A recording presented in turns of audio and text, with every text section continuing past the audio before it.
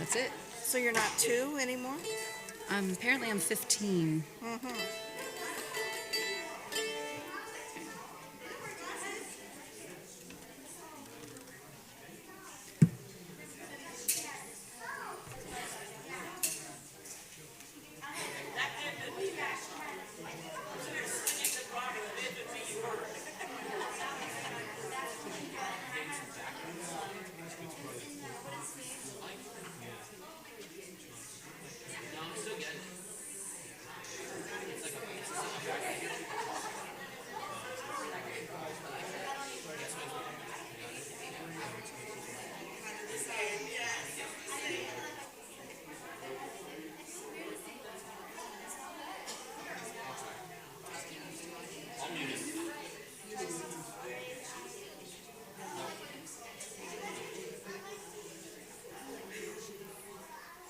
Okay, Hag Sameach, everybody.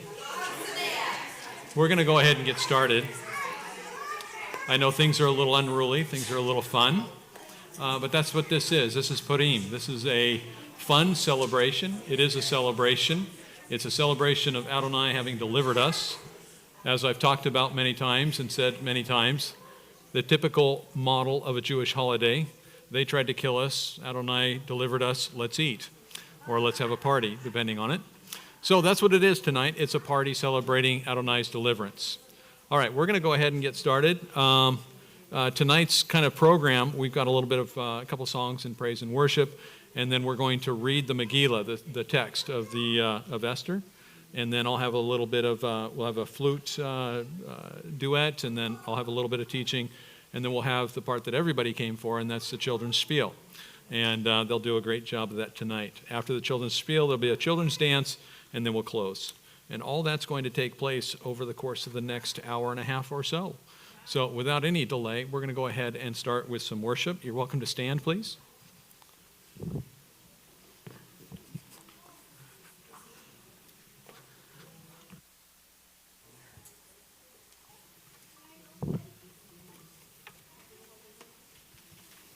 Okay, let's all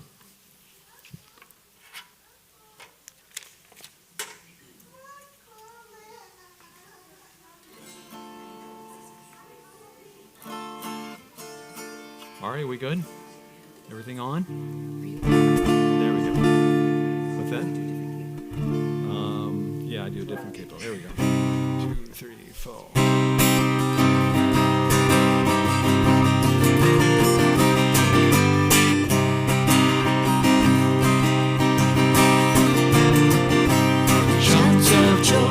Victory resound in the tents of the righteous of the Lord. Shouts of joy and victory resound in the tents of the righteous of the Lord. The Lord's right hand has done mighty things for us. The Lord's right hand is lifted high. The Lord's right hand has done mighty things for us. The Lord's right hand reigns on high. The Lord's right hand reigns on high. Joy in the Lord, all you righteous ones. Sing for joy in the Lord, all you righteous. Sing for joy in the Lord, all you righteous ones. Sing to him a new song. Let your heart rejoice in him. Oh, magnify the Lord with me. Let us exalt his name together. Oh, magnify the Lord with me. Let us exalt his name. Of joy and victory resound in the tents of the righteous of the Lord. Shouts of joy and victory resound in the tents of the righteous of the Lord. The Lord's right hand has done mighty things for us. The Lord's right hand is lifted high. The Lord's right hand has done mighty things for us. The Lord's right hand is on high. The Lord's right hand is on high. Sing for joy in the Lord, all you righteous ones. Sing for joy in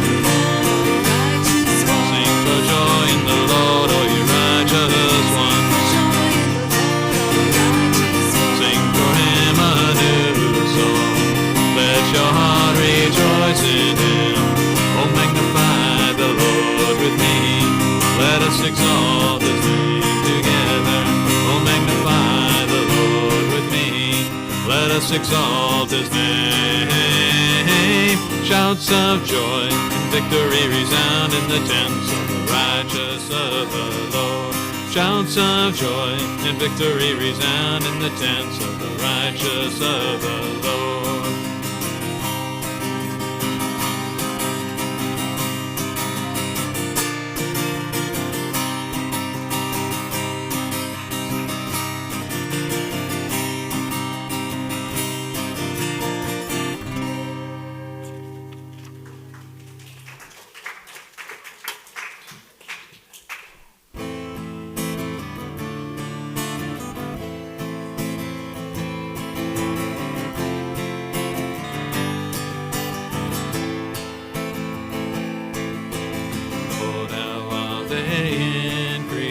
Trouble me. Many are they that rise up against me. Many are they that say of my soul, there is no hope for him in God. But thou, O Lord, art a shield for me, my glory, lifter of my head. For thou, O Lord, art a shield for me, my glory and the lifter of my head. I cried unto the Lord with my voice, and he heard me out of his holy hill.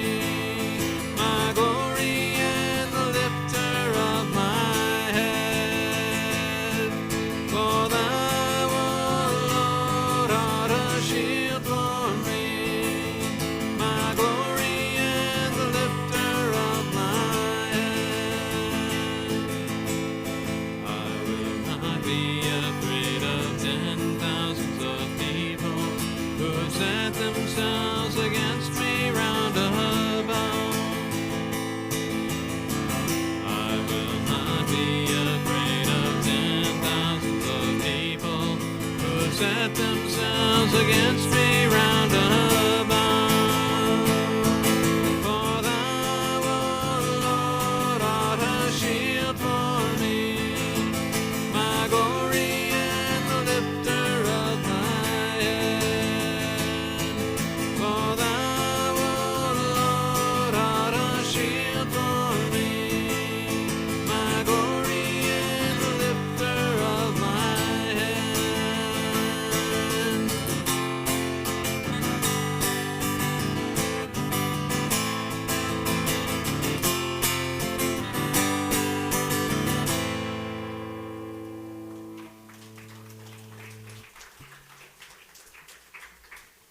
You may be seated.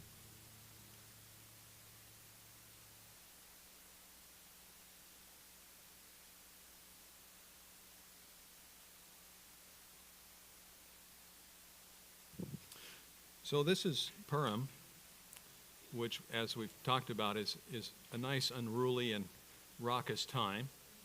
And to that effect, to that end, a couple things, a couple instructions. First, a greeting for the day. The greeting of the day is Chag Sameach. Chag. You have to say Chag. Just think Christmas, and you'll be fine. Chag Sameach. Or Chag Purim Sameach. Chag Sameach means happy festival, happy feast day. Chag Purim is the feast day that we're on. So, the children are handing out something called a grogger. For those of you who aren't familiar with what a grogger is a noisemaker. It is uniquely effective at making loud noises. We use these during our festival tonight in order to drown out the name of Haman. Very good. As you're all aware, as you've just demonstrated, the name of Haman gets booze and gets groggers. Now, contrast that with the name of Esther. Yay! And we don't do the groggers during the name of Esther because we don't want to drown out the name of Esther. And likewise, Mordecai. Yay!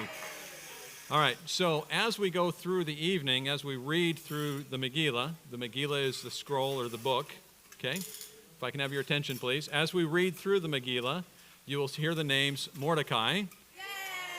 And every time you hear the name Mordecai, yay! You yell because it's good to hear the name Mordecai, and we celebrate the name Mordecai. Very good, okay. And when you hear the name Esther, yay! Good, and when you hear the name Haman, all right, my work is done. That's the introduction. So what I have up here is I have a microphone, and I have excerpts, not excerpts, it's the actual entire scroll, the entire book of Esther, in pages. So when you come up here, what you'll do is you'll read one page, and after you finish reading the page, you turn the page, and you prepare it for the next person, and the next person comes up to read. If you'd like to read, raise your hands. Anyone who can read can raise their hands and be called up to read, and I will call you up to read. And we'll have a mix of adults and children and young people and old people. And here we go. Without further delay, let us begin. Do I have a reader for chapter 1? Becky? Here is your microphone. You'll want to talk into the mic so people can hear you.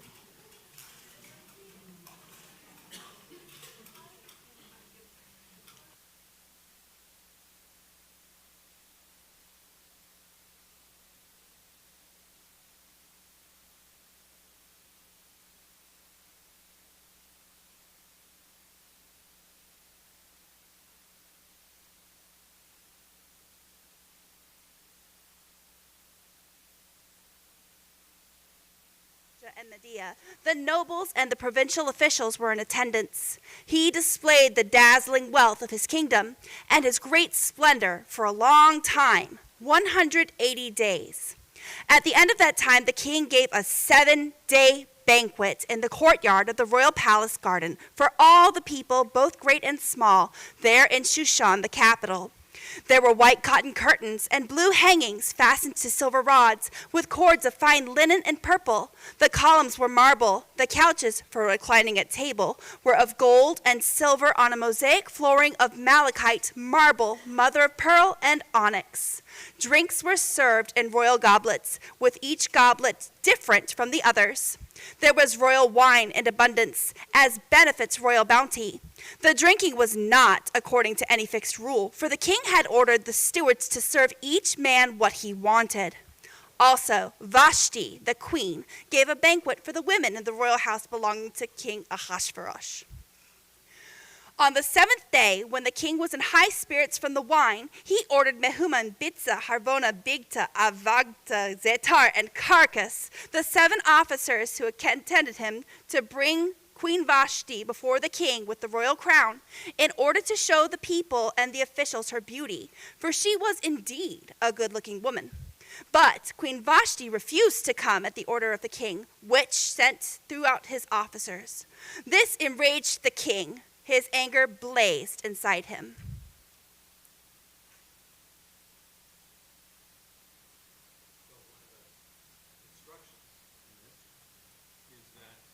As you come upon these Hebrew words that are hard for some of us to pronounce, the rule is you just blitz right on through it.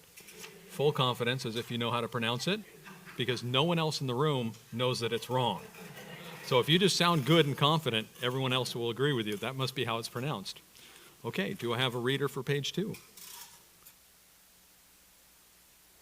Brian, okay.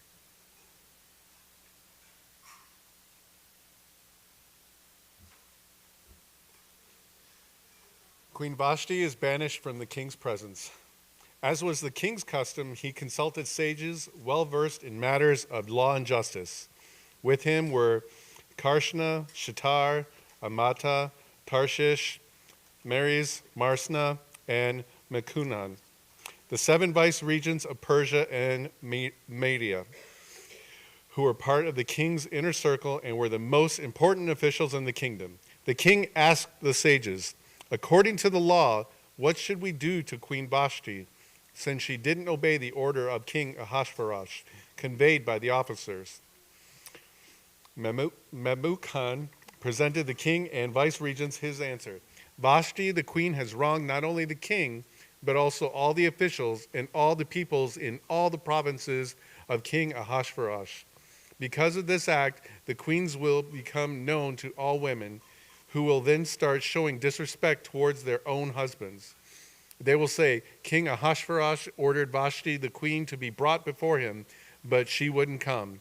Moreover, the noble ladies of Persia and Media would hear of the queen's conduct and will mention it to all of the king's officials, which will bring about no end of disrespect and discord. If it pleases his majesty, let him issue a royal decree, and let it be written as one of the laws of the Persians and the Medes, which are irrevocable, that Vashti is never again to be admitted into the presence of King Ahasuerus, and that the king give her royal position to someone better than she. When the edict made by the king is proclaimed throughout the length and the breadth of the kingdom, then all wives will honor their husbands, whether great or small. This advice pleased the king and the officials, so the king did what Memucan has suggested. He sent letters to all the royal provinces, to each province in its own script, and to each people in their own language, that every man should be master in his own house and speak the language of his own people.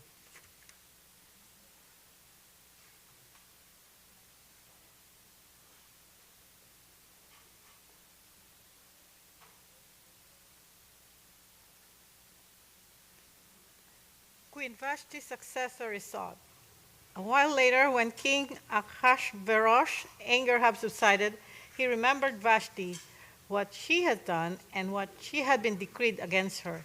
The king's servant attending him said, "A search should be made for young, good-looking virgins. The king should appoint officials in all the provinces of the kingdom to gather all the young, good-looking virgins to the house for the harem in Shushan, the capital. They should be put under the care of Haggai, the king's officer in charge of the women, and he should give them the cosmetics they require.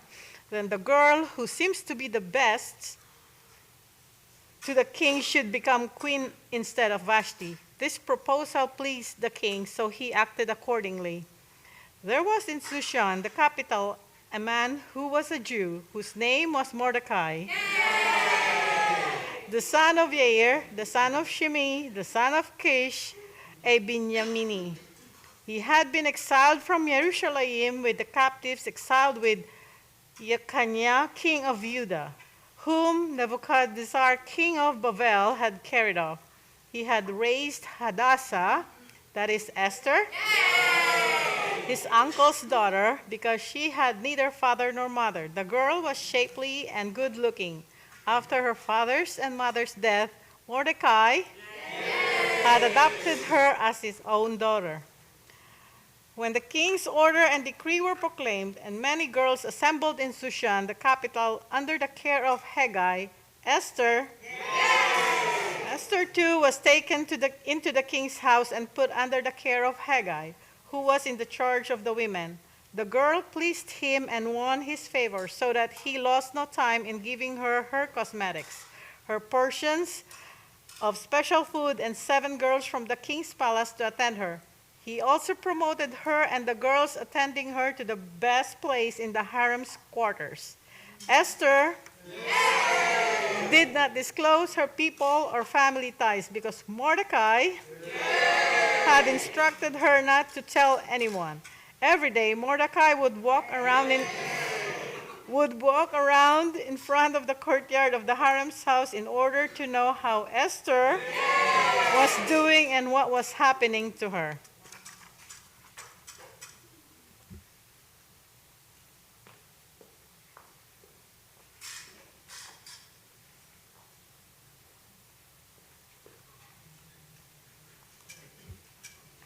Each girl had her turn to appear before King Ahasuerus after she had undergone the full 12-month preparation period prescribed for the women, consisting of a 6-month treatment with oil of myrrh and 6 months with perfumes and other cosmetics for women. Then, when the girl went to see the king, whatever she wanted would be given to her as she went from the harem's house to the king's palace. She would go in the evening, and on the following day, she would return to another part of the harem's house and be under the care of Ashkas, the king's officer, in charge of the concubines. She would not go to the king again unless he was especially pleased with her and had her summoned by name. When the turn came for Esther, the daughter of Achilabel, whom Mordecai had adopted as his own daughter to appear before the king, she didn't ask for anything other than that Haggai, the king's officer in charge of the harem, advised. Yet Esther was admired by all who saw her. She was brought to King Ahasuerus in his royal palace in the 10th month of Tevet during the 7th year of his reign. The king liked Esther more than any other of his wives. None of the other virgins obtained such favor and approval from him. So he put the royal crown on her head and made her queen in the place of Vashti. The king then gave a great banquet in Esther's honor for all his officers and servants, decreed a holiday for the provinces, and distributed gifts worthy of royal bounty.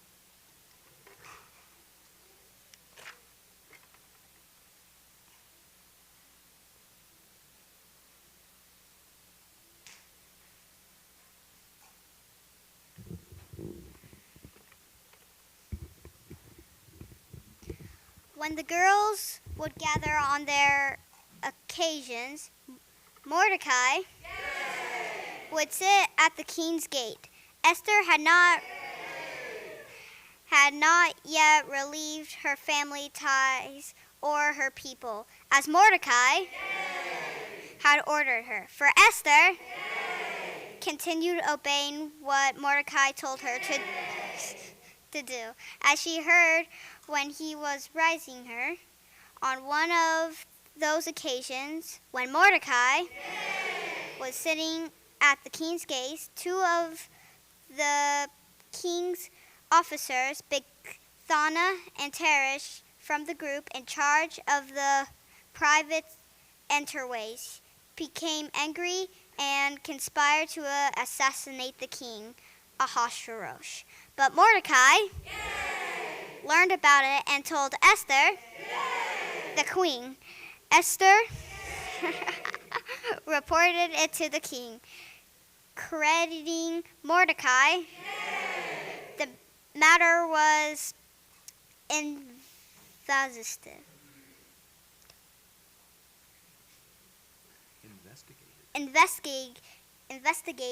found to be true, and both were hanged on a stake. All this was recorded in the daily journal, what was kept with the king.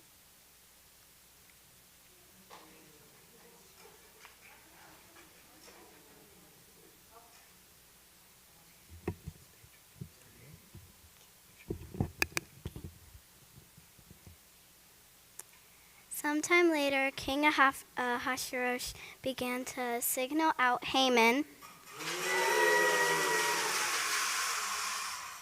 the son of Hamdate, and Agathi for advocation.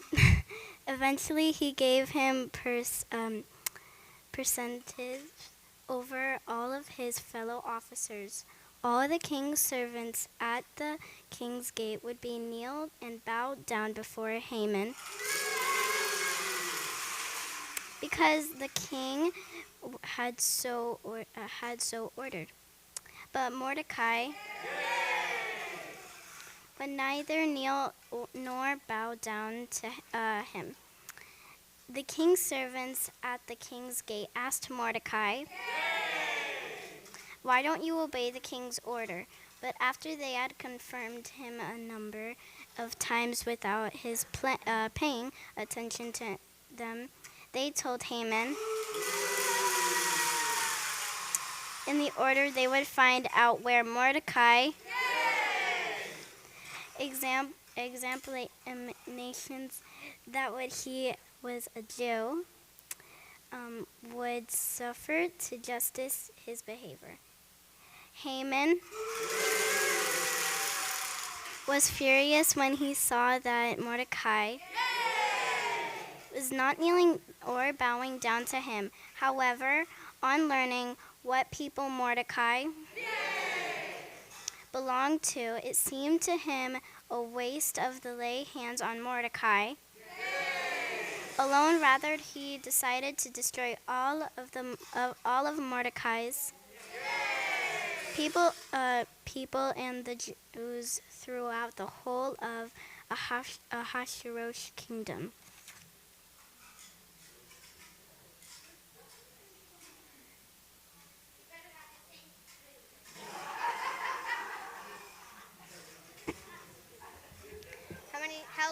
How much do I read? Just like, but how much do I read? Okay. In the first month, the month of Nisan, in the 12th year of Achashverosh,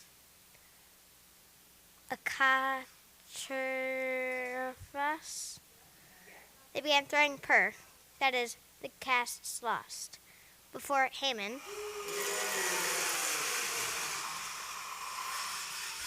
Every day and every month until the 12th month, which is the month of Adar.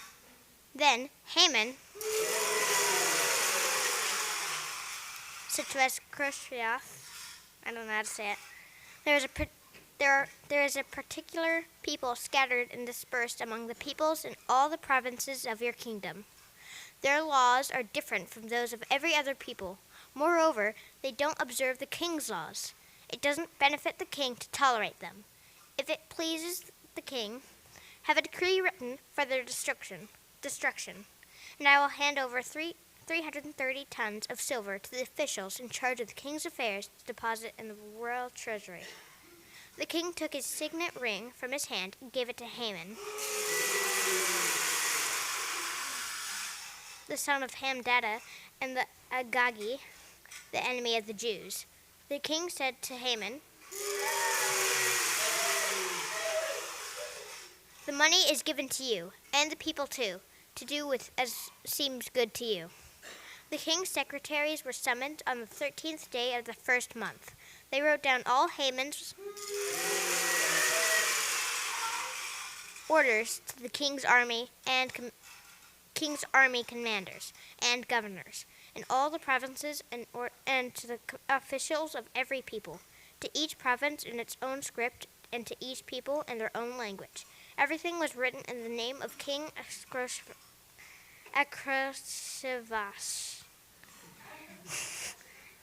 and sealed with the king's signet ring.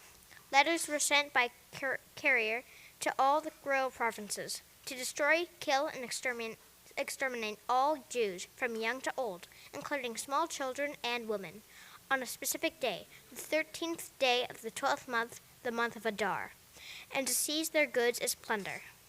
A copy of the document to be issued as a decree in every province was to be publicly proclaimed to all the peoples, so that they would be ready for that day.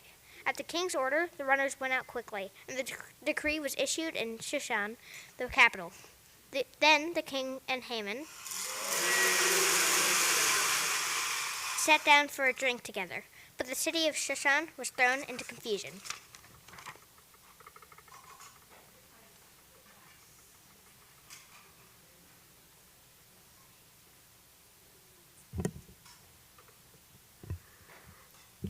When Mordecai learned everything that had been done, he tore his clothes, put on sackcloth and ashes, and went out through the city, lamenting and crying bitterly. He stopped before entering the king's gate, since no one was allowed to go inside the king's gate wearing sackcloth.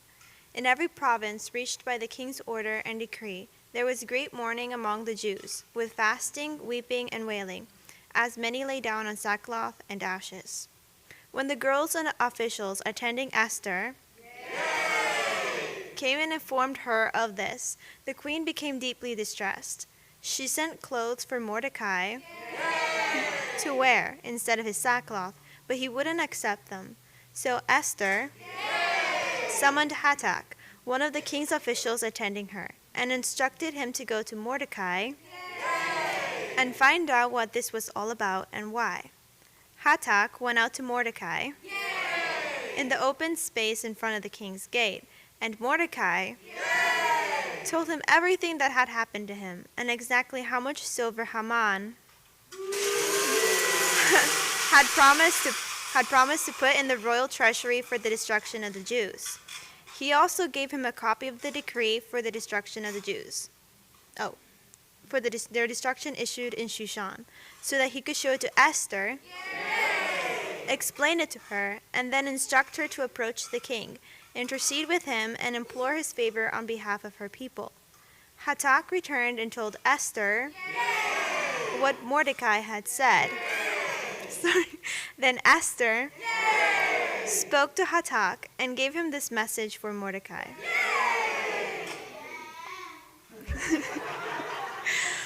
All the king's officials, as well as the people in the royal provinces, know that if anyone, man or woman, approaches the king in the inner courtyard without being summoned, there is just one law. He must be put to death, unless the king holds out the gold scepter for him to remain alive. And I haven't been summoned to the king for the past 30 days.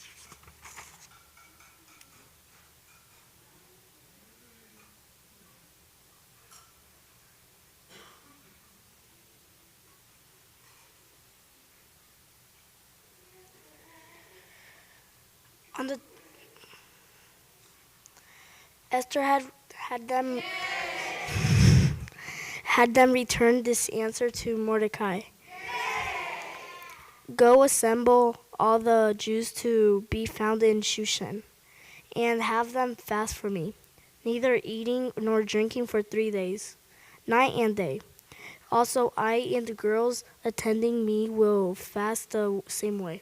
Then I'll go into the king, which is against the law. And if I perish, I perish. Then Mordecai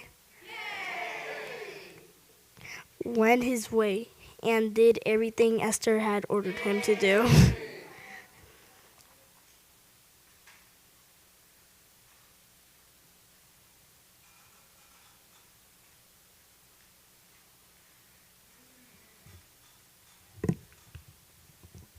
On the third day, Esther put on her royal robes and stood in the inner courtyard of the king's palace, opposite the king's hall. The king was sitting on his royal throne in the king's hall, across from the entrance to the hall. When the king saw Esther, the queen, standing in the courtyard, she won his favor. So the king extended the gold scepter in his hand toward Esther. Esther approached and touched the tip of the scepter. "What is it you want, Queen Esther?" The king asked her. "Whatever your request, up to half the kingdom, it will be given to you." "If it is all right with the king," answered Esther, "let the king and Haman come today to the banquet I have prepared for him." The king said, "Bring Haman quickly," so that what Esther has asked for can be done. So the king and Haman came to the banquet Esther had prepared.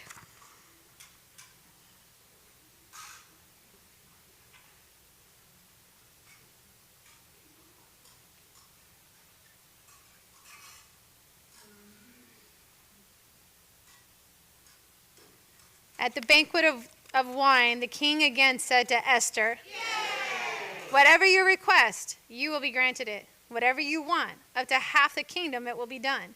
Then Esther answered, "My request, what I want is this. If I have won the king's favor, if it pleases the king to grant my request and do what I want, let the king and Haman come to the banquet which I will prepare for them, and tomorrow I will do as the king has said." That day Haman went out happy and in good spirits. But when Haman saw Mordecai at the king's gate, that he neither rose nor moved for him, Haman was infuriated with Mordecai. Nevertheless, Haman restrained himself and went home, where he summoned and brought his friends and Zeresh his wife. Haman boasted to them about his vast wealth, his many sons, and everything connected with how the king had promoted him and given him precedence over the other officials and servants of the king. Indeed, Haman added, Esther, the queen, let nobody into the banquet with the king, that she had prepared except myself. And tomorrow, too, I am invited by her, together with the king. Yet none of this does me any good at all, as long as I keep seeing Mordecai, the Jew, remaining seated at the king's gate. At this, Zeresh, his wife, and all of his friends said to him, have a gallows 75 feet high constructed, and in the morning speak to the king about having Mordecai hanged on it. Then go in and enjoy yourself with the king at the banquet. Haman liked the idea, so he had the gallows made.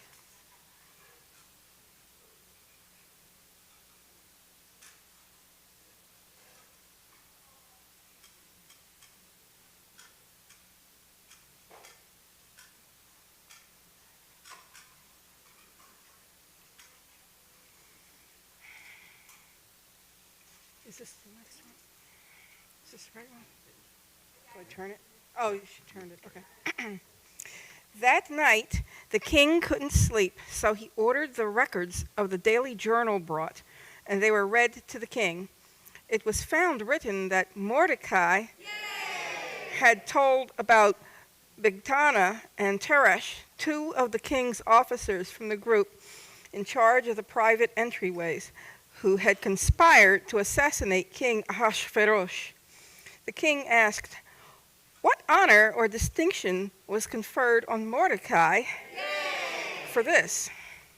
The king's servants answered, nothing was done for him. The king then asked, who's that in the courtyard? For Haman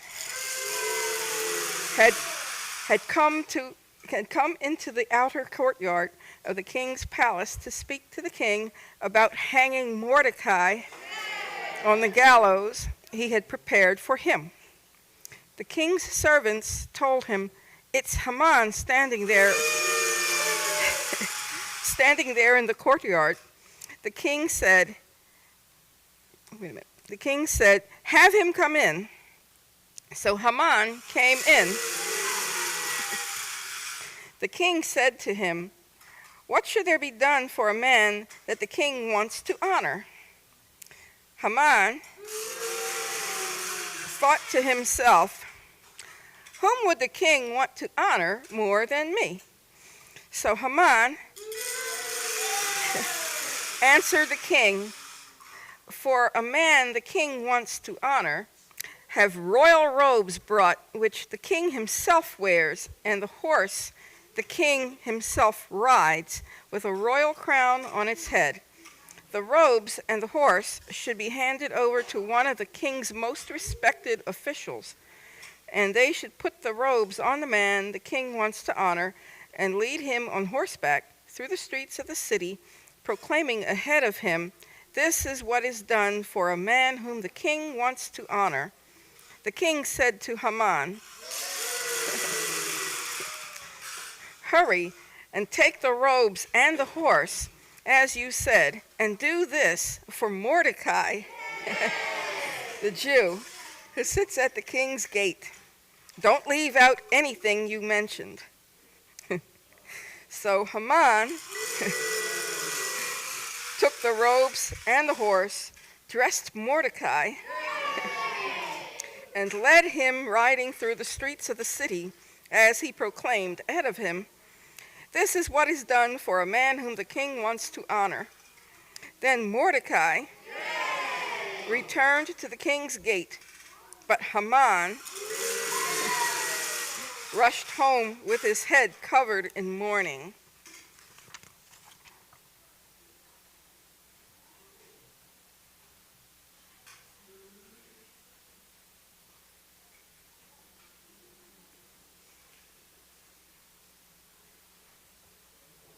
After Haman had told Zeresh, his wife, and all his friends everything that had happened to him, his advisors and his wife Zeresh said to him, if Mordecai, before whom you have begun to fall, is a Jew, you will not get the better of him. On the contrary, your downfall before him is certain. While they were still talking with him, the king's officials came, hurrying to bring Haman to the banquet Esther had prepared. So the king and Haman went to Queen Esther's banquet, and the king again said to Esther at the wine banquet, "Whatever your request, Queen Esther, you will be granted it. Whatever you want, up to half the kingdom, it will be done." Esther the queen answered, "If I have won your favor, king, and if it pleases the king, then what I ask be given me is my own life and the lives of my people. For we have been sold, I and my people, to be destroyed, killed, and exterminated. If we had only been sold as men and women slaves, I would have remained quiet. Since then, our trouble would not have been worth the damage it would have caused the king to alter the situation." King Ahasuerus asked Esther, "Who is he? Where is the man who dared to do such a thing?" Esther said, "A ruthless enemy. It's this wicked Haman."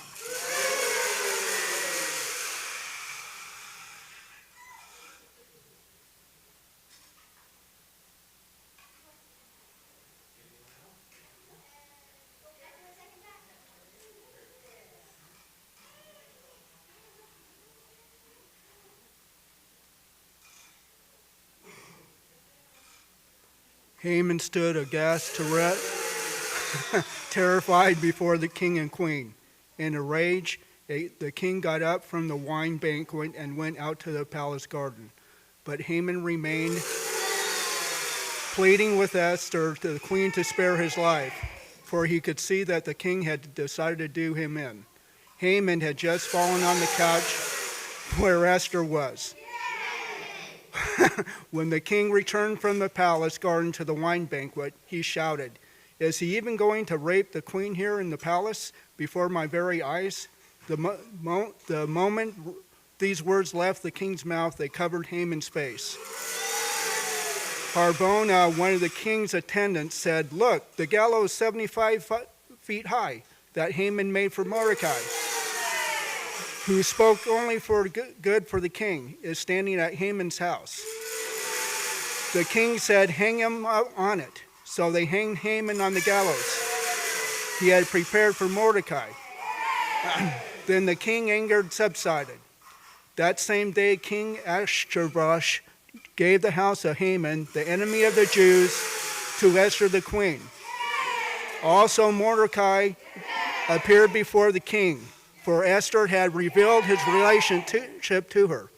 The king removed his signet ring, which he had taken back from Haman, and gave it to Mordecai. Then Esther put Mordecai in charge of Haman's house. Again, Esther spoke to the king. She fell at his feet and begged him with tears to put an end to the mischief Haman the Agagite had caused by the shame he had worked out against the Jews. The king extended the gold scepter towards Esther. So Esther got up and stood in front of the king. She said, "If it pleases the king, if I have won his favor, if the matter seemed right to the king, and if I have his approval, then let an order be written reciting the letters devised by Haman, the son of Hamata, the Agagite, which he wrote to destroy the Jews in all the royal provinces. For how can I bear to see the disaster that will overcome my people? How can I endure seeing the extermination of my kinsmen?"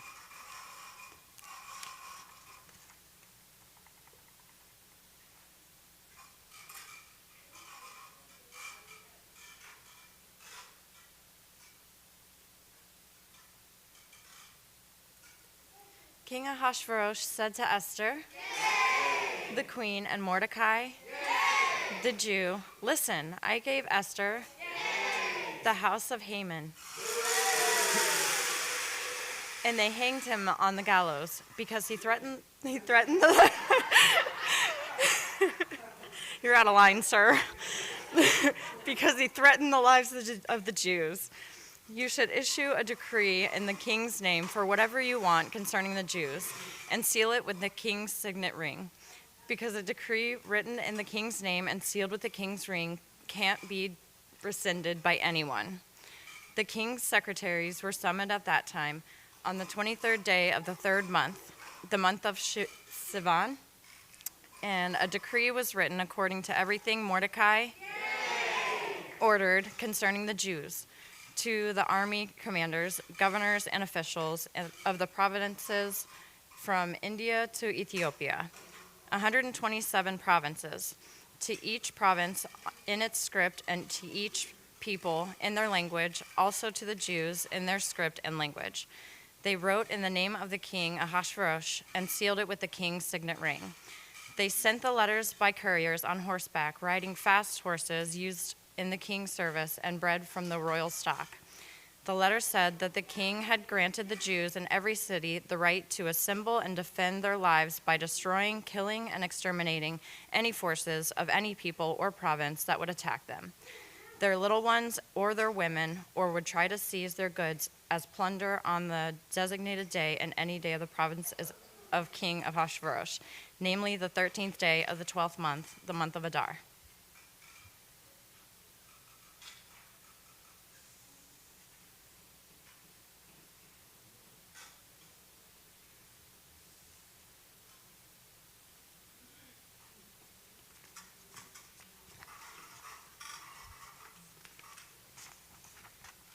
We do have a few, but I can go ahead and finish up if you like.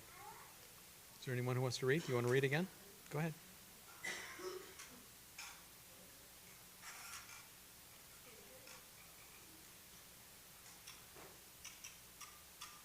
A copy of the edict was to be issued as a decree in every province and proclaimed to all the peoples. And the Jews were to be ready on that day to take vengeance against their enemies. Couriers riding fast horses used in the king's service left quickly, pressed by the king's order, and the decree was issued in Shushan, the capital. Meanwhile, Mordecai left the king's presence arrayed in royal blue and white, wearing a large gold crown and a robe of fine linen and purple. And the city of Shushan shouted for joy. For the Jews, all that light, gladness, joy, and honor. In every province and city where the king's order and decree arrived, the Jews had gladness and joy, a feast and a holiday. Many from the peoples of the land became Jews, because fear of the Jews had overcome them. The time approached for the king's order and decree to be carried out, the day when the enemies of the Jews hoped to overpower them. But as it turned out, the opposite took place. The Jews overpowered those who hated them. Thus, on the 13th day of the 12th month, the month of Adar, the Jews assembled in their cities throughout all the provinces of King Ahasuerus to attack anyone who tried to do them harm. And no one was able to withstand them, because all the peoples were afraid of them.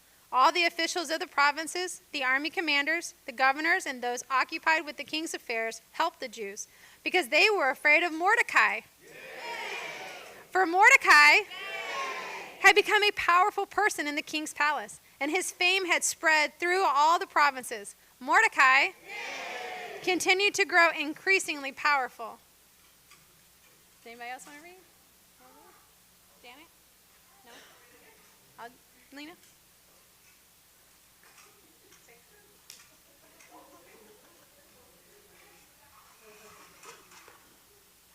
The Jews put all their enemies to the sword. There was great slaughter and destruction, as they did whatever they wanted to those who hated them.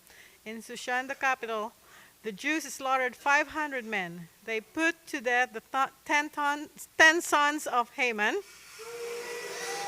the son of Hamdata, the enemy of the Jews, Parshandata, Dalphon, Aspata, Porata, Adalia, Aridata, Parmashta, Arisai, Aridai, and Vaizata. But they did not touch the spoil. The same day after the king had been told the number of those killed in Shushan, the capital, he said to Esther, the queen, if the Jews have slaughtered 500 men in Shushan, the capital, and the 10 sons of Haman, what have they done in the rest of the royal provinces? Now, whatever your request, you will be granted it. Whatever more you want, it will be done.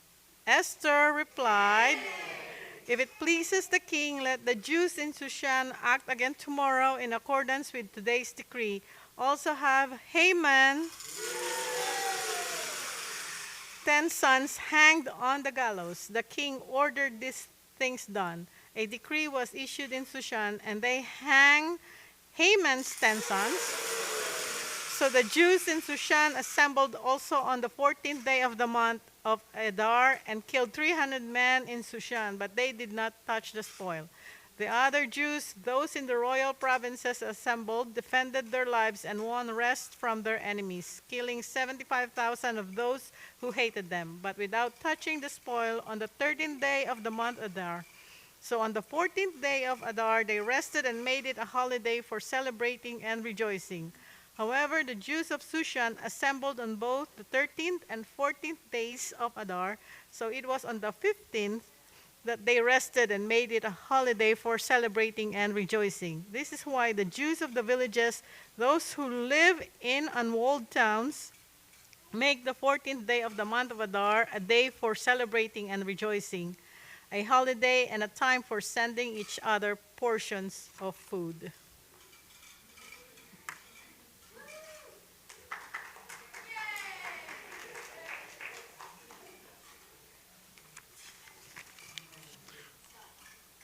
You want to finish up? Okay, go ahead.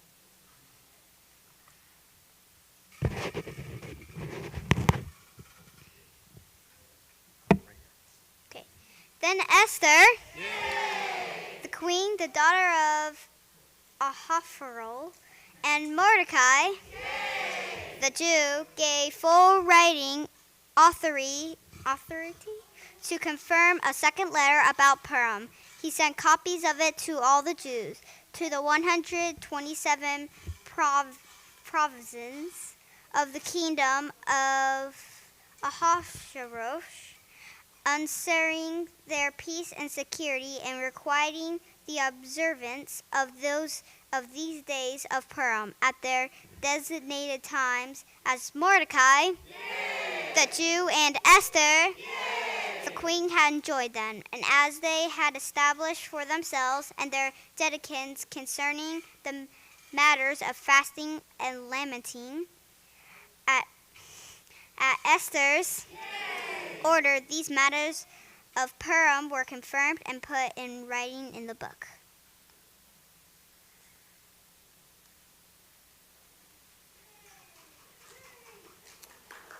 King tribute upon the land, the coasts, and the islands, all the acts of his power and might, along with a full account of the high honor to which the king advanced Mordecai, are written in the annals of the kings of Media and Persia.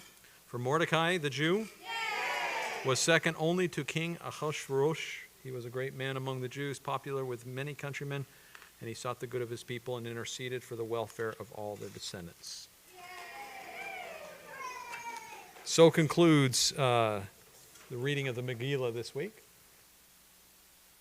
The children now, the children can go back with Rebbe and Casey, and they're going to take a few minutes to prepare.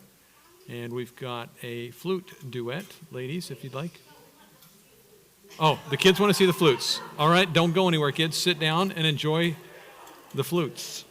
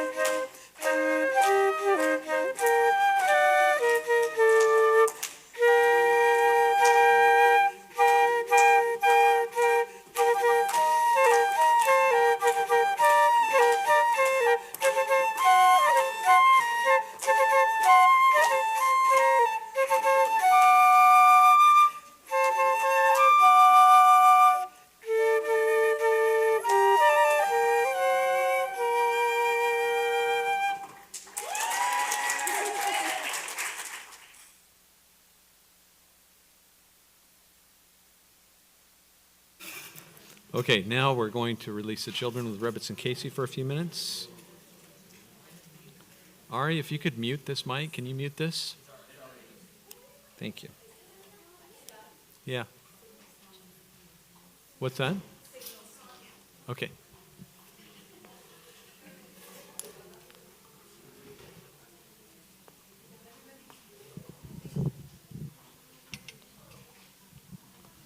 Okay, while the children are getting somewhat prepared for you, I will speak to you about a few things. This would be my chance to give you some kind of message, some kind of teaching on the book of Esther, of course. And the thing about it is, for many of us, we've heard this year after year after year. So what can be brought that is new? Or maybe you go with the same old stuff that you've always talked about. But I do want to look at things, as I like to do. I like to look at things a little differently and kind of come to them from a little bit different perspective, if you will. So to begin with, Chag Sameach, Chag Purim Sameach. If you pay attention, if you watch closely the narrative of Esther, in the book of Esther, there's one moment that kind of sticks out that gives pause, and that is in chapter 3, when we have this statement, and it's when the king Ahasuerus begins to single out Haman and bring Haman into sort of prominence and allow Haman to be considered, powerful, basically. It says, all the king's servants at the king's gate would kneel and bow down before Haman because the king had so ordered. So what we have is we have a king's order, a king's decree to bow down before Haman. And then we have this, the king's servants at the king's gates asked Mordecai, why don't you obey the king's order? After they had confronted him a number of times, and he didn't pay attention to them, it says, without his paying attention to them, they told Haman, in order to find out whether Mordecai's explanation that he was a Jew would suffice to justify the behavior.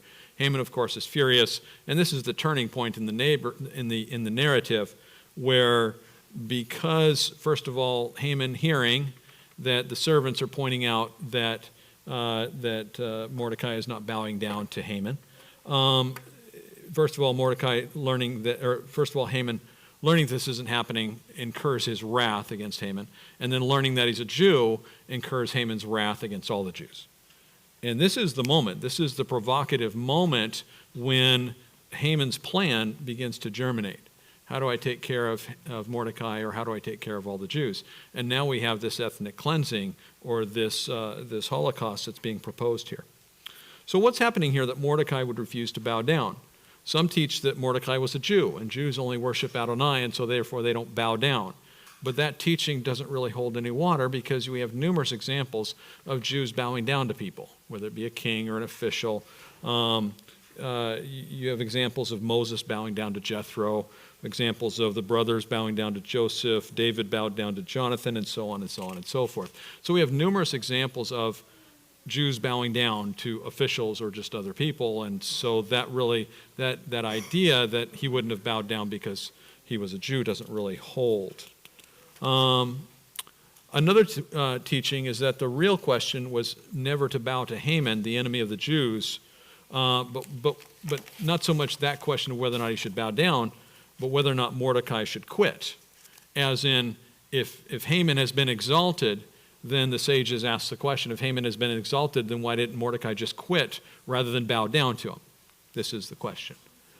But here's the one of my answers to this, and I'm not the only one who answers it this way, but is that if Mordecai quits, he abandons Esther. And in the same way that Esther considered abandoning the Jews, Mordecai had the option to abandon Esther. So Mordecai's not going to do that, therefore Esther can't do that. Do you see that? This is a progressive logic kind of thing, and this is very classic in the rhetoric and teaching of the Tanakh. All right, so that would be my answer to the question, well, maybe Mordecai should have just quit. Let me suggest another possible reading of the text. And as many of you know, I'm somewhat or quite partial to Rabbi Yitzchak Shalom, who is one of the professors at the Los Angeles Yeshiva. And he discusses this in the same way that I'd like to share with you tonight. Consider first that the Megillah, that is Esther, and we call it the Megillah, which is referring to the scrolls, or the 5 scrolls, of which Esther is one of them. And the Megillah, Esther, is one of the last texts to be included in the Tanakh. And what we see in Tanakh writings, in Old Testament, for some of you from that background, what we see in Tanakh writings are iterations of previous stories. So like the flood is an iteration of a previous narrative, which is the creation narrative. Likewise, Lot and Sodom is another iteration of a previous narrative, that is the flood narrative. So we have these retellings, and you get these sort of retellings in the life of Israel, but you get these retellings in the narrative and throughout the Tanakh. Exodus is an iteration of Abraham's travels, so on and so forth. Okay, so what narrative are we reminded of when we read the narrative of Mordecai refusing day after day to bow to Haman? What other time did somebody refuse to do something day after day, time after time? Say again? Daniel. Okay, perhaps. Anyone else? Go back to Torah. Anyone? Who else refused something day after day? Joseph. Joseph refused Potiphar's wife day after day after day. And in fact, in the Hebrew, when you look at it in the Hebrew, it's actually the same wording. In the Hebrew, Yom Vayom Velo Shema is actually duplicated in Bereshit, in Genesis chapter 39, Yom Yom Vele Shema. So Yom Vayom Velo Shema is this wording in the book of Esther when Mordecai is refusing day after day after day to bow down to Haman. And likewise, this Yom Yom Velo Shema is the dialogue with the comparison here is Genesis chapter 39, Esther chapter 3. So this should at least grab our attention. When you see these sort of parallels in the text, when you see these sort of reference points in the text, this, one of the things we call this is biblical intertextuality. It's a methodology of reading the Torah. So what happens is when we see these things line up, we start to dig a little deeper and explore a little deeper to get some information. To illustrate, perhaps more meaning is available if you look at the Hebrew in this way. What does Joseph say? Joseph says when Potiphar's wife is tempting him and trying to seduce him and trying to get him day after day, persistently, what does Joseph say? Joseph says that to concede to Potiphar's wife would be a betrayal to Potiphar. So by extrapolation, if that's why Joseph refused, because he didn't want to betray Potiphar, then why does Mordecai refuse? Who is it that would be betrayed by Mordecai bowing down to Haman? Perhaps Adonai. How about the king, Achashverosh? All right. Because to bow down to Haman might be viewed as a betrayal of the king, because Mordecai saw what no one else was willing to object or find a problem with. Remember that this was a populist movement. In other words, consider Haman, he's a bad guy to us, but he was obviously a good guy because all the servants were bowing down to him. Of course, it's at the king's decree, but now the servants are taking an active interest. It's a cult of personality thing. Haman is being propped up, not just by the king, but also by these people. And so they're urging this, right? But consider that the king's interests may not have been properly represented by this one Haman. And I've talked about this in the past. When the king can't sleep, the narrative says the king can't sleep, and so he asks for the book to be brought in, and the book is brought in, and he realizes, oh wait, this guy Mordecai saved my life, and did we ever do anything for Mordecai? And the servant says, no sir, we never did anything for Mordecai. Mordecai saved the king's life. We never did anything. Why didn't we do anything? And so at that moment, Haman comes in. And Haman comes in at a most inopportune time because the king is musing over this, Mordecai who saved his life. Haman comes in. The king says to him, what should be done for the man the king wants to honor? Haman thinks, whom would the king want to honor more than me? So Haman answers the king. Now listen to this answer. For a man the king wants to honor, have royal robes brought, which the king himself wears, the horse which the king himself rides, the royal crown on his head. The robes and the horse should be handed over to one of the king's most respected officials. They should put the robes on the man the king wants to honor and lead him on horseback through the streets of the city, proclaiming ahead of him, this is what is done for a man whom the king wants to honor. Okay, what does that sound like to you? What's that? He wants to be the king. Remember what it says in the 10th commandment. What's the 10th commandment? Well, it's not just that, right? Do not covet your neighbor's house. Do not covet your neighbor's wife, his male or female slave, his ox, his donkey, or anything. It just keeps going and going and going because coveting never stops. Haman never stops. He wants more and more and more. And what is the root of the 10th commandment? It is not that you want what the other person has, it's that you want to be the other person. You want to be that person. Who does Haman want to be? The king. In this reading, in this understanding, okay? And now granted, we're exploring the text and trying to grapple with it and understand it. So if that's the case, if Haman wants to be the king, then what does Mordecai do? Does Mordecai bow down to him? Why? Because Mordecai is defending the honor of the king. All right. For Mordecai to bow down to Haman would be an act of treason to the king. But let me submit to you that there is another greater lesson being suggested here. Matthew chapter 4. Once more the adversary took him, that is Yeshua, up to the summit of a very high mountain, showed him all the kingdoms of the world and all their glory, and said to him, all this I will give you if you bow down and worship me. Verse 10, away with you, Satan. Yeshua told him, for the Tanakh says, worship Adonai your God and serve him only. The adversary left him. Here we have Yeshua refusing to bow down to Hasatan. So, what is the purpose of the Hasatan? In Western modern culture, we think of the Hasatan with what? Like the tail and the fork and the horns and fire and brimstone and evil. There is an aspect of the Satan that is absolutely malevolent. There is an aspect of the demonic realm that is absolutely evil and dangerous, not to be taken lightly. However, there is a purpose to the Hasatan, to the Satan, that is used by Adonai in our lives. And this is why we see in the narrative of Job, right? Have you considered my servant Job? And the Satan says, well, it's only because you've blessed him. The Satan is being used by Adonai to provoke in Job a moment of change and transformation. And we could study Job, and I can show you that, but we might have to spend some time on that someday. Maybe we will. We have in the past, but maybe we'll go back to that someday. What is the purpose of the Satan then? I suggest to you that yes, the Satan is malevolent and evil and very bad, and the epitome of wickedness. Yes, there is an aspect of that is true. However, there's another aspect of the Satan where the Satan is used by Adonai as a provocateur, to provoke change. Okay? In the garden, he seduced the woman. In Job, the Satan is the provocateur. In 1 Kings, he is the lying spirit in the mouth of the prophet, in the mouth of the pseudo-prophet. He has the effect of stirring things up for destruction. And we see this in various places. All right.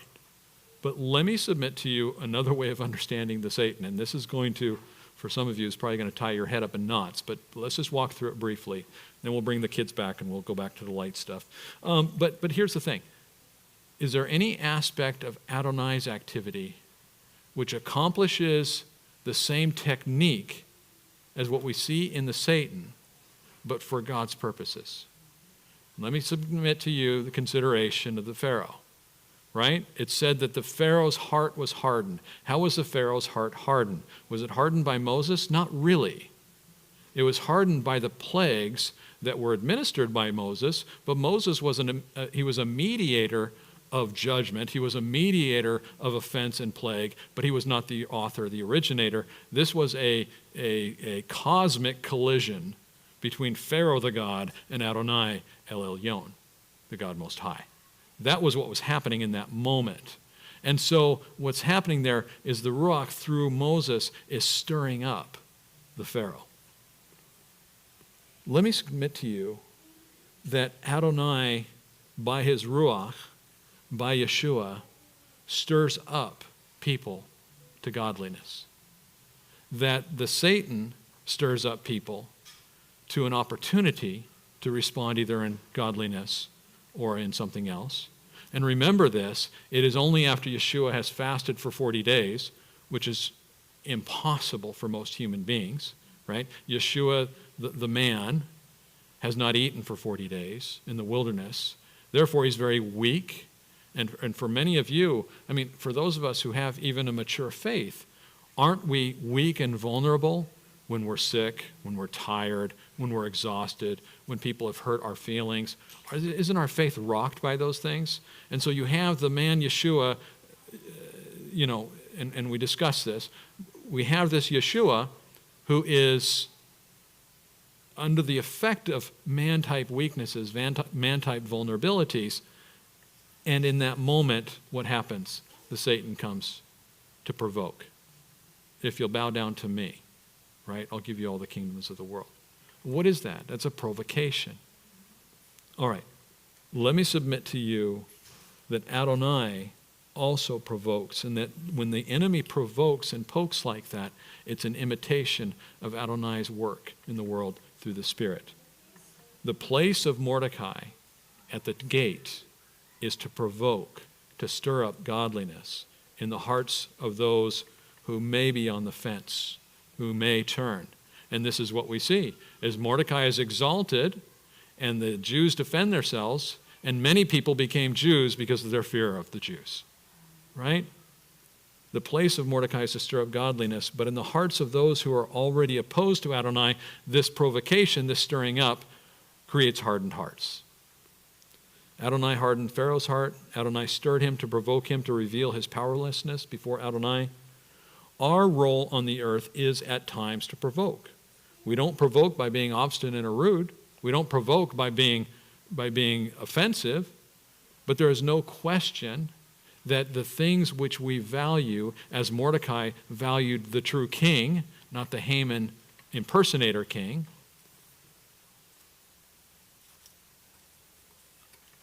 to the enemy of God, the enemy of the people of God, there's no question Mordecai was being polite and defending the true king's honor. It was the activity of Mordecai which hardened the heart of Haman. That provocation led to the edict, decree being enforced, just like the provocation of the plagues of Egypt. And this, I submit to you, is one understanding of why Mordecai didn't bow. Notice the ultimate irony of the narrative of Esther, as Haman is lifted up as the ultimate expression of his hardness. Haman is lifted up on the gallows, but Mordecai is lifted up and made viceroy and exalted. So what does that mean to us? There are at times when our very existence in the world is going to be a provocation. This is the essence, I think, of anti-Semitism. It is that we are the people of God, and people hate God, and therefore they hate us. Some of them just hate us. They don't even know God, and they don't even care, but they hate us. We are a provocation. Our existence is a provocation, and Adonai is going to use us at times to stir things up. We will by honoring God and by honoring rulers, because we're told to honor people. We will by loving our neighbor. We will by standing for justice and truth in the world and society and culture and everywhere we can. We will by being beautiful in artistics and creative endeavors. We will by being professional in business create a reputation, which we already have. The Jews have a reputation, they just do. The Christians have a reputation, they just do. I'm sorry, that's the reality of it. But let me submit to you that Adonai is going to use that in order to provoke a reaction that hopefully people will use to come to him. But let's be honest, not everybody will. So don't be daunted by the reaction of the world in these days. Yes, it's going to be dark. There's going to be times. We have examples in very recent history of organized hatred resulting in mass Holocaust events in both Gentile Christianity and in Judaism. We shouldn't be surprised at that. We don't need to be afraid of it because we know where we're going. So on this Purim, I hope I haven't discouraged you too much. We can return to the festivities. Let's bring out the children and let's celebrate a little bit, because with a message like that, we probably need to. Hag Sameach, everybody. Hag Sameach.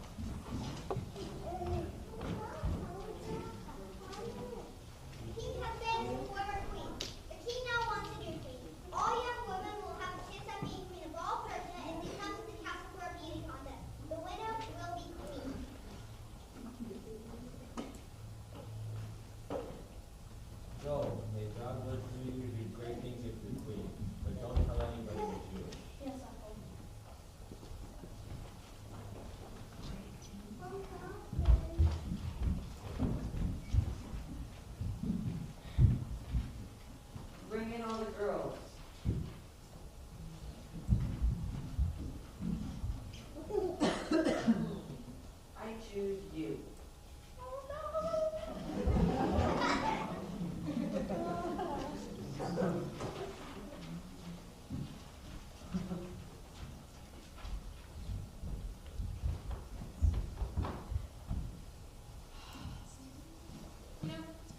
We should assassinate the king. But why would we do that? Well, because we could. I like how you think. Let's do it.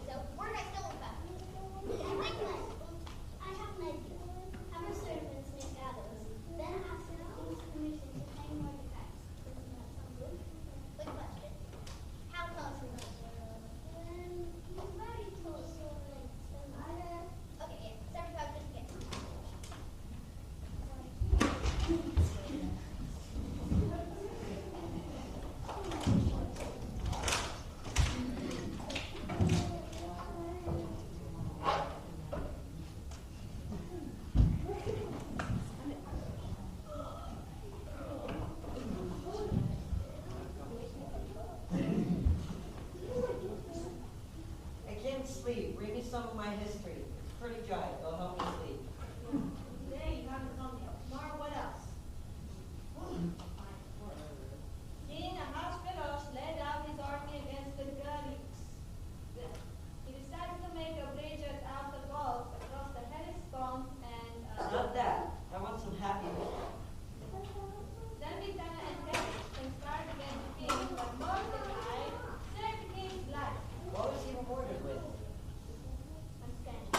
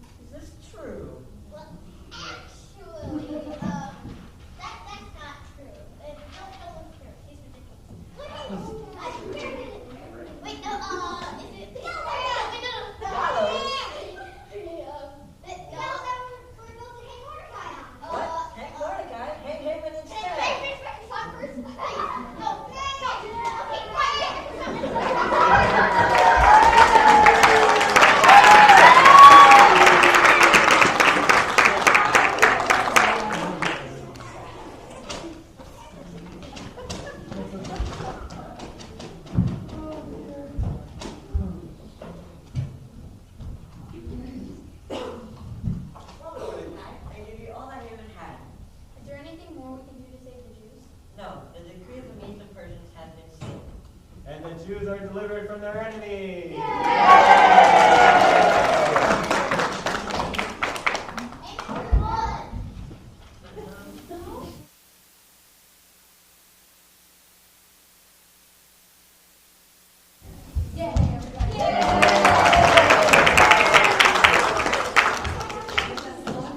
So we're going to finish celebrating with a dance. What better way to celebrate the dance? Janet is going to show the kids how to dance this dance.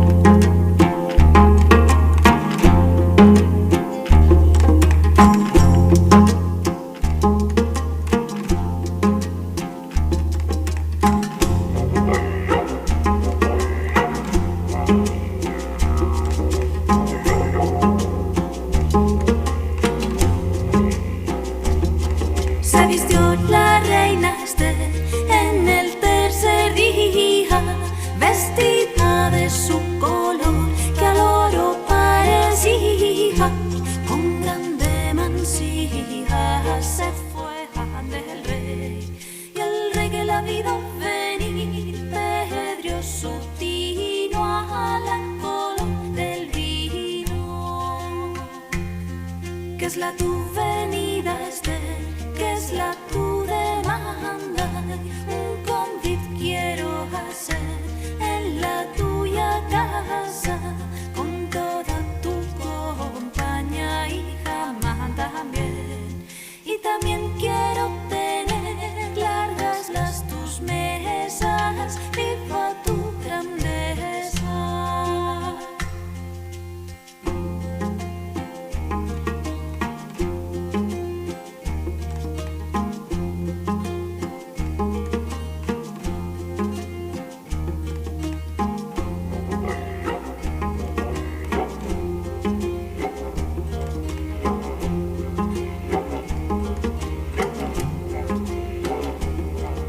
Levanta amor de ella y vístete este sayo y toma la corona y súbete al caballo, te llevaré al baño y yo te lavaré y también te almizclaré, yo que soy ligero, te equiparé.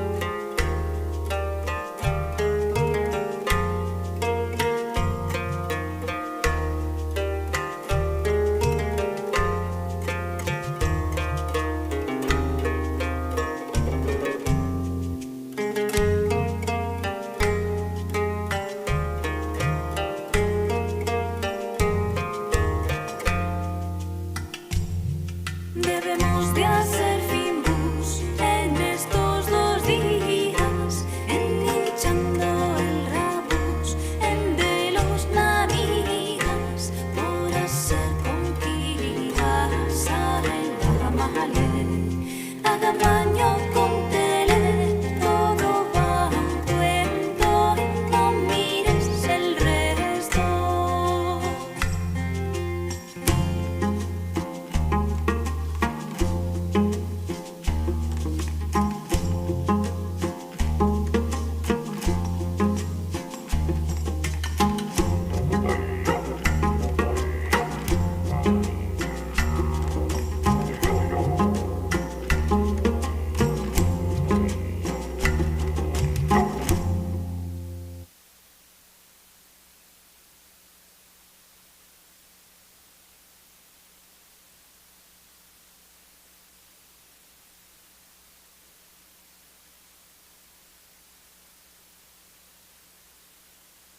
thanks and praise to these wonderful kids that have done our work. And just a great reminder of, taking Adonai delivering us when things seem darkest and at their worst. But with that, thank you all for coming out on this, our Purim. Hag Sameach, Hag Purim Sameach. And as we say, Adonai has delivered us, so we won. Let's eat. The end. Hag Sameach, everybody. Thank you all for coming out.